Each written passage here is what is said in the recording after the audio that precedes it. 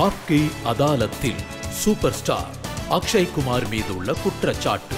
இவர் எல்லோரையும் கேலி செய்கிறார். இப்போ கேலி பண்றது பத்தின ஒரு ஃப்ரெஷ்ஷான உதாரணம் உங்களோட புது படம் ஜாலி LLB 3. இந்த படத்துல நீங்க கருப்பு கோட்டை பத்தி, வக்கீல பத்தி, அவங்க அட்டையரை பத்தி, இன்னும் சொல்லப்போனா ஜட்ஜ் சார் எல்லாரையும் பயங்கரமா கேலி பண்ணிருக்கீங்க. விஷயம் அது இல்ல, நான் ஜுடிஷியரிய ரொம்ப மதிக்கிறவன். பட் அந்த படத்துல பாத்தீங்கன்னா அந்த மாதிரி காட்டப்படும். நம்மளும் பார்த்திருப்போம், சில இடங்கள்ல அந்த மாதிரி கூட நடந்திருக்க வாய்ப்பு இருக்கு. அந்த மாதிரி சின்ன சின்ன விஷயங்கள் எல்லாம், அதாவது யதார்த்த வாழ்க்கையில இருந்தும் எடுத்திருக்காரு. சுபாஷ் கபூர் எங்க ரைட்டர் டைரக்டர் அங்கிருந்து எடுத்துதான் அதை உருவாக்கியிருக்காரு. இப்போ யதார்த்த வாழ்க்கையிலிருந்து எடுத்ததை பாத்தீங்கன்னா, இதுவரை கண்டிராத ஏழை வக்கீல், ஜெயிச்சிட்டா பெரிய தொகை, தோத்துட்டா அப்பீல். அங்க அவர் பாருங்க, அவருக்கு மைக்கு கொடுங்க. நீங்க பிரேக் எடுத்தப்போ அவரு 400 வக்கீல்னு சொன்னாரு. சரி, நீங்க சொல்லுங்க, இந்த லைனை பத்தி நீங்க என்ன நினைக்கிறீங்கன்னு சொல்லுங்க. நீங்க சொல்லியிருக்கீங்க சார், ஜெயிச்சிட்டா பெரிய தொகை, ஒருவேளை நீங்க தோத்துட்டீங்கன்னா ஹைகோர்ட், அடுத்த அப்பீல். பாத்தீங்களா, அவருக்கு நான் ஏதாவது காஞ்சு போன வக்கீல்களோட நிலைமை அந்த மாதிரி தான் இருக்கும். இந்த வாய்ப்பு கொடுத்ததுக்கு தேங்க்யூ ஸோ மச் சார். சில லாயர்ஸ் இந்த படத்தை நிறுத்த சொல்லி கோர்ட்ல கேஸ் போடவே போயிட்டாங்க. நான் அவங்கள கையெடுத்து கும்பிட்டு கேட்டுக்கிறேன், தயவு செஞ்சு இப்படி பண்ணாதீங்க. தயவு செஞ்சு இப்படி பண்ணாதீங்க. ஏன்னா எண்ட் ஆஃப் த டே இது வெறும் படம் மட்டும்தான். இது ஒரு படம் மட்டும்தான். இதுல ரொம்ப சீரியஸ் ஆகிறதுக்கு ஒன்றும் இல்லை. இதோட கான்செப்ட் பாத்தீங்கன்னா இது ஒரு ஃபார்மஸோட கான்செப்ட். அந்த படத்தை பாருங்க, படத்தை பார்த்து புரிஞ்சுக்கோங்க. நீங்க பார்ட் 1ல பாத்தீங்கன்னாலும் அப்படிதான் நடந்திருக்கும். அப்பவும் ரிட்ராக்ட் ஆகிட்டாங்க. பார்ட் 2லயும் அப்படிதான் நடந்தது. ஸோ இப்படிதான் பிஹேவ் பண்றாங்க. அக்ஷய் சார், நான் இந்த படத்தை பார்த்தேன். அதாவது ஜட்ஜ் சொல்றாரு, வக்கீல் சார் பேண்ட்டை மாத்துறதுனால வாதம் மாறாதுன்னு சொல்றாரு. ஜட்ஜு சார் சொல்றத நான் தடுக்க முடியாது. அதே மாதிரி அவரோட ஸ்டேட்மெண்ட்டை என்னால தடுக்க முடியாது. அது பாத்தீங்கன்னா எனக்கு சுத்தமா தெரியாது. அதாவது அந்த சீன் எப்படி இருக்குன்னா, நீங்க படத்தை பார்த்திருக்கீங்க, அந்த சீனே அப்படிதான் இருக்கு. அண்ட் தட் இஸ் ஹவ், அப்படிதான் அதுல பேசப்பட்டிருக்கு. சௌரவ் சுக்லாவோட கேரக்டரை நீங்க பாத்தீங்கன்னா அந்த கேரக்டர் அவர் பேசுற மாதிரியே இருக்கும். அவர் நிஜத்துல அப்படிதான் பேசுவாரு. நீங்க அவர் பேசுறத பயன்படுத்தி ஏதாவது ஒரு சாக்கு காட்டி கொஞ்ச நேரம் அந்த வாக்குவாதத்தை நிறுத்திடுறீங்க. நீங்க ஒண்ணு பண்ணுங்க ரஜத் சார், நீங்க மொத்த படத்தோட கதையும் இவங்க எல்லாருக்கும் சொல்லி முடிச்சிருங்க.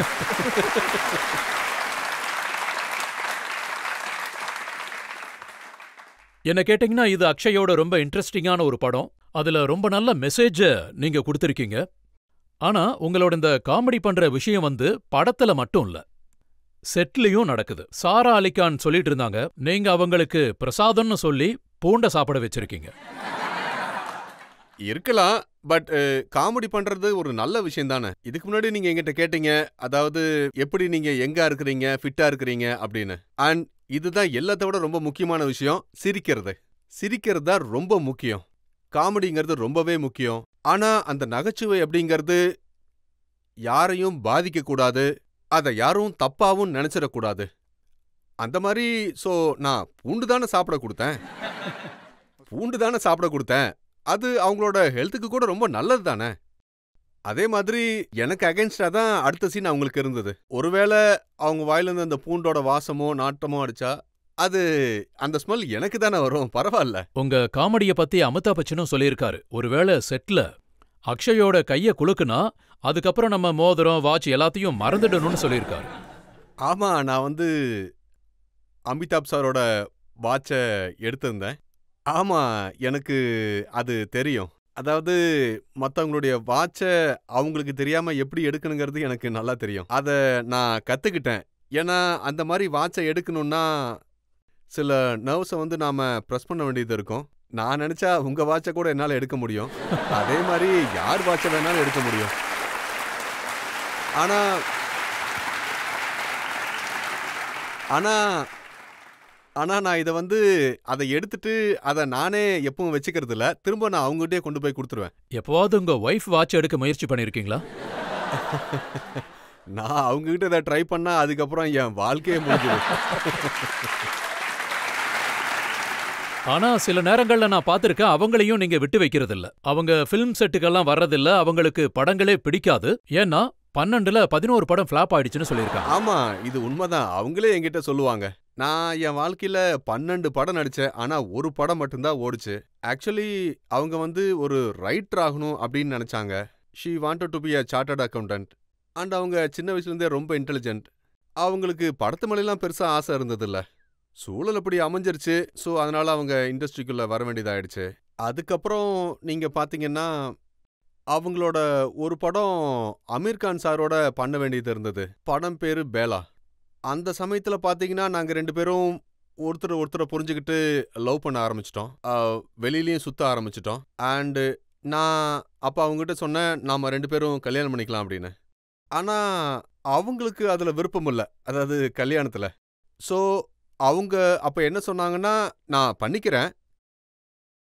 இந்த பேலா படம் ஓடலன்னா நான் பண்ணிக்கிறேன்னு சொன்னாங்க.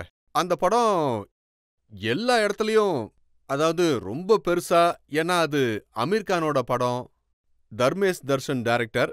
அந்த படம் கண்டிப்பா ஓடும். ஆனா பாத்தீங்கன்னா, எனக்கு லக்கு நல்லா இருந்தது. சாரி அமீர் கான் சார், உங்களோட அந்த படம் சரியா போகல. ஆனா என் கல்யாணம் அதனால தான் நடந்தது. அப்போ யாராவது எங்கேயாவது ஃபெயில் ஆனா அதோட பலனை நீங்க இல்ல அடைஞ்சிடுறீங்க. இல்ல, அதனால யாருக்காவது ஒரு பலன் கிடைக்குதுல்ல. அதாவது நீங்க பாத்தீங்கன்னா, ஒரு பிசினஸ்மேன் அவருடைய பிசினஸ் வந்து லாஸ் ஆயிடுச்சுன்னா, இல்ல ஃபிளாப் ஆயிடுச்சுன்னா, டவுன் ஆயிடுச்சுன்னா, இன்னொருத்தர் யாராவது வெற்றி பெறுவாங்க. சோ இப்படி நடக்கிறதெல்லாம் ஆனா சகஜம் உங்க தானே. கல்யாணத்தை ரொம்ப சீக்கிரட்டா நடத்துனீங்கன்னு கேள்விப்பட்டேன். இல்ல இல்ல, ரகசியமாலாம் பண்ணல. யாருக்கும் இல்ல சொல்லலையா? இல்ல, யாரையும் கூப்பிடல. அதுதான் உண்மை. நான் யாரையும் கூப்பிடல, யாருகிட்டயும் சொல்லல. நான் சாயங்காலம் 6 மணி வரைக்கும் ஷூட்டிங்ல தான் இருந்தேன். அண்ட் அவங்களும் ஷூட்டிங் முடிச்சுட்டு வந்தாங்க. அப்புறம் நாங்க 2 பேரும் சேர்ந்து என்னோட ஃப்ரெண்டோட வீட்டு டெரஸ் மேல 2 பேரும் கல்யாணம் பண்ணிக்கிட்டோம். அமீர் கான் சொல்லியிருந்தாரு, உங்க ஒய்ஃப் அவர்கிட்ட நீங்க சீக்கிரம் வந்துருங்க, எனக்கு கல்யாணம் நடக்க போகுதுன்னு சொன்னப்போ அவர் ஏதோ கனவு காண்ற மாதிரி இருக்குன்னு சொல்லியிருக்காரு. அது அப்படித்தான். கல்யாணங்கிறது, அஃபேர் அப்படிங்கறதெல்லாம் அதெல்லாம் பட்டுன்னு நடக்கும். அதுக்கு ஒரு पट मंगनी டக்குன்னு நினைப்பு. चट मंगनी पट शादी. चट मंगनी पट मंगनी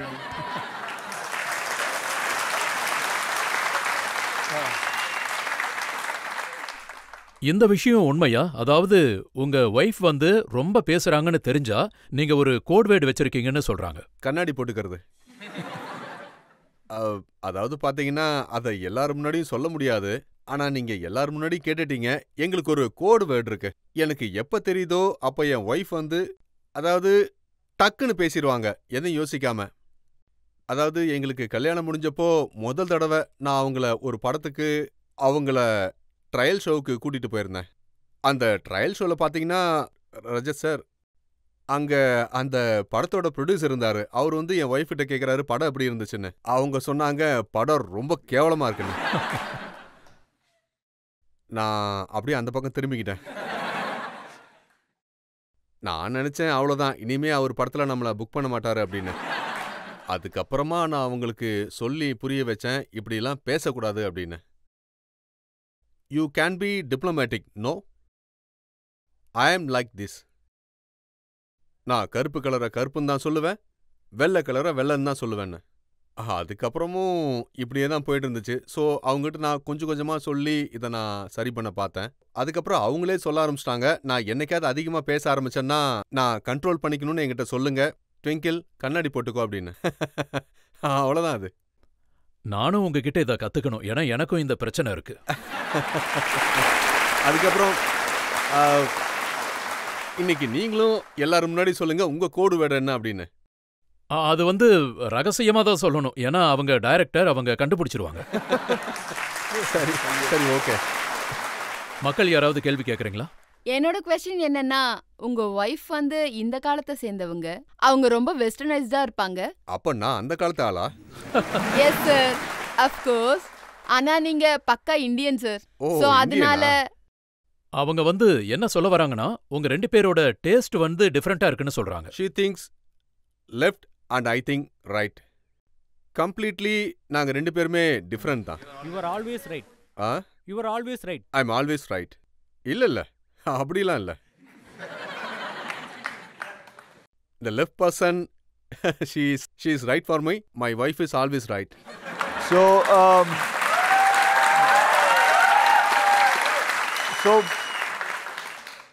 ஆனா எங்களுக்குள்ள வந்து ஒரு விஷயம் காமனா இருக்கும்.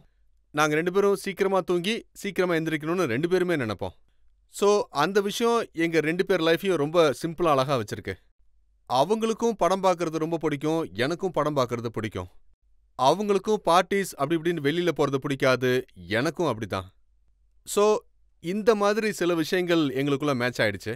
ஸோ நீங்க இப்படி எடுத்துக்கலாம், எங்களுக்குள்ள 20% மேட்ச் ஆயிடுச்சு, 80% மேட்ச் ஆகல. ஆனா அந்த 20% ரொம்ப ஸ்ட்ராங்கா இருக்கு. அதுதான் அந்த 80% பிடிச்சி வச்சிருக்கு.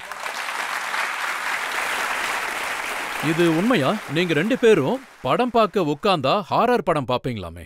ஆமாமா, ரொம்ப கரெக்ட் தான். எங்க 2 பேருக்கும் ஹாரர் மூவிஸ் பார்க்கறது ரொம்ப பிடிக்கும். அவங்க ஹாரர் படங்கள் பார்க்கணும்னா என் கூட பார்க்கணும்னு தான் விருப்பப்படுவாங்க. ஏன்னா அவங்க பார்க்கும்போது கொஞ்சம் பயப்படுவாங்க.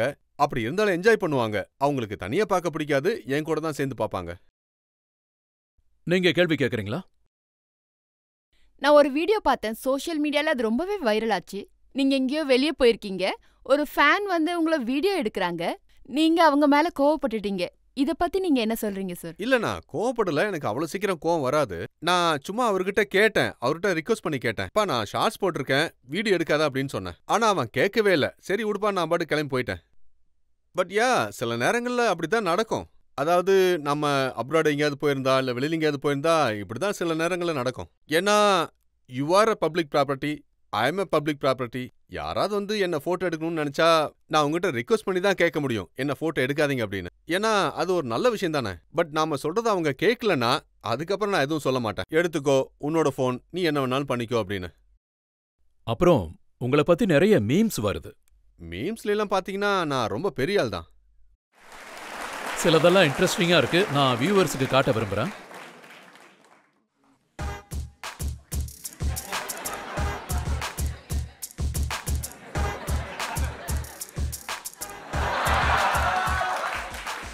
இப்போ இத பத்தி நான் ஒவ்வொன்னா உங்ககிட்ட கேக்குறேன். அதாவது சல்மான் கூட உங்களோட ஒரு அழகான போட்டோ இருக்கு. அதுல சொல்றீங்க, ஒருத்தி போனா என்ன? பப்ளிக் தான் பண்ணிருக்காங்க, எனக்கு இந்த விஷயமே தெரியாது. அதாவது நாங்க அந்த படத்துல நடிக்கும்போது இதெல்லாம் பண்ணும்போது இந்த மாதிரி மீம்ஸ்லாம் வருன்ற விஷயமே எங்களுக்கு தெரியாது. இதெல்லாம் எங்களுக்கே தெரியாம வெளியில வந்துருச்சு. அத பத்தி நான் என்ன சொல்ல முடியும்? ஆனா அந்த கிரியேட்டிவிட்டி வந்து ரொம்ப அற்புதமானது. அதுல உங்களோட பாதி டயலாக எடுத்துட்டு அவங்களோட டயலாக சேர்த்துருவாங்க. அது உங்க முகம் சரியில்லைன்னு நீங்க சொன்னதை வச்சு மத்தத ஆட் பண்ணிட்டாங்க. இல்ல, அது ஃபுல் டயலாக் என்னோட தான். ஃபுல் டயலாக் என்னோட தான் சார். முகம் சரியில்லைனாலும் ஒழுங்கா பேசுன்னு. அது என் படத்துல வர டயலாக் தான். நான் 2 படங்கள்ல இதை நான் பேசியிருக்கேன். இந்த மாதிரி டயலாக் எல்லாம் நீங்களே எழுதிருவீங்களா? ஆமா, நான் டெல்லியை சேர்ந்தவன். ஸோ எனக்கு இந்த மாதிரி லைன்ஸ் எல்லாம் ரொம்ப அத்துப்படி தான். இதெல்லாம் வழக்கமா நாம பேசுறது தானே. என்ன பளிச்சுன்னு இருக்க, குளிச்சிருக்கியாம்போம். ஸோ இந்த மாதிரி நிறைய லைன்ஸ் வச்சிருக்கேன் நான். அது சும்மா ஆட்டோமேட்டிக்காவே வந்துடும். It just comes out. அது என்னோட தான் எல்லாமே. நான் இன்னும் சில டயலாக்ஸ் பார்த்தேன். அதுல வந்து நீங்க நான் பயந்துட்டேன்னு நினைச்சா அது உனக்கு இருக்கிற பெரிய ஆப்பு. இதை நான் எப்ப சொன்னேன்? எந்த படத்துல? ஓ, ரவுடி ரத்தோல் இல்லையா? நான் மறந்துட்டேன். அதாவது ஜாலி முதல் பார்ட்ல வந்து அதுல உங்களோட டயலாக் எப்படி இருக்குன்னா, திமிருங்கிற பொடிய உங்க பின்னாடி வச்சு தேய்ச்சிருவேன்.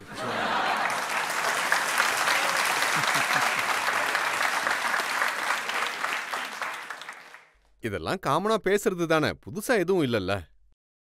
பின்னாடி இருந்து ஓங்கி குத்துனா அப்படிங்கிற மாதிரி நம்ம வழக்கமா இதெல்லாம் பேசுறது தானே. நான் ஏற்கனவே சொன்ன மாதிரி இட் இஸ் அந்த கேரக்டர் எப்படி பேசணுமோ அப்படி. நிஜத்துல நான் அப்படி பேச மாட்டேன், பட் என்னுடைய கேரக்டர் என்ன அப்படி பேச வைக்குது. இந்த கிரியேட்டிவிட்டி வந்து உங்களோட தான் இருக்குமா, இந்த டயலாக் எல்லாம்? இல்ல, சிலது வந்து என்னோட தான் இருக்கும், சிலது ரைட்டர் டைரக்டரோட தான் இருக்கும். ஸோ ரெண்டும் சேர்ந்த மாதிரி தான் வரும். நீங்க சொல்லியிருக்கீங்க, என்னோட தூக்கத்தை யாரு திருடுனது? அதுக்கு அவங்க வாட்ஸ்அப், இன்ஸ்டா ஆர் ஃபேஸ்புக். ஆமா. அதாவது உண்மையிலேயே இந்த விஷயங்களால தூக்கம் போகுமா? இல்ல, நான் சோஷியல் மீடியா அதிகமா நான் எப்பவும் யூஸ் பண்ண மாட்டேன். ஆனா அதுக்காக ஐ திங்க் என்னோட டைம் எல்லாம் ஃபோன்ல தான் போகும். இதெல்லாம் சேர்த்து பார்க்கும்போது நான் ஒரு 15 நிமிஷம் ஸ்பெண்ட் பண்ணுவேன். ஆனா ஒன்னு என்னால உறுதியா சொல்ல முடியும், இந்த மீம் வந்து யார் பண்ணிருக்காங்களோ, நான் நிறைய பேரை பார்த்திருக்கேன். அவங்க 4, 5, 6 மணி நேரம்னு அப்படியே ஃபோன்ல ஸ்க்ரால் பண்ணிட்டே இருப்பாங்க. And I have seen. நான் ஜஸ்ட் உங்களுக்கு நான் சொல்றேன், இங்க நிறைய யங்ஸ்டர்ஸ் இருக்காங்க, நான் உங்க யாருக்கும் லெக்சர்லாம் கொடுக்கல. பட் இந்த பின்னாடி இருக்கிற இந்த போனை அது கண்டிப்பா அஃபெக்ட் பண்ணும். பிகாஸ் நீங்க எப்பவும் கீழே தான் பார்த்துட்டு இருக்கீங்க. ஸோ அப்படி பார்த்து பார்த்து நிறைய பேருக்கு இந்த இடத்துல ஒரு பிரச்சனை இருந்துகிட்டே இருக்கும். ஸோ அது வந்து ஆக்சுவலி நல்லதே கிடையாது. ஸோ உங்ககிட்ட என்னுடைய ரிக்வெஸ்ட் என்னன்னா, அவ்வளோ நேரம்லாம் நீங்க ஃபோனை யூஸ் பண்ணவே கூடாது. சோஷியல் மீடியால நீங்க ஃபோன் பார்க்கலாம், பாருங்க, அதை நான் வேணான்னு சொல்லல. பட் அதுக்கு கொஞ்சம் டைம் இருந்தா போதும். நான் என்னுடைய பசங்களுக்கும் அப்படிதான் சொல்லியிருக்கேன். என்னுடைய பொண்ணுக்கும். அவளுக்கு ஒரு டைம் இருக்கு. ஒரு குறிப்பிட்ட நேரத்துக்கு அப்புறம் அவங்க பார்க்கக்கூடாது. அதாவது ஹானஸ்ட்லி பார்த்தீங்கன்னா, நான் நிறைய பேரை பார்த்துருக்கேன். ஏன்னா அவங்க இன்டோர்லேயே தான் இருக்காங்க இதை பார்த்துக்கிட்டே. அவுட்டோருக்கு யாரும் விளையாடவே போறதில்ல. இப்பெல்லாம் எல்லாரும் வெளியே போய் விளையாடுறதே குறைஞ்சு போச்சு.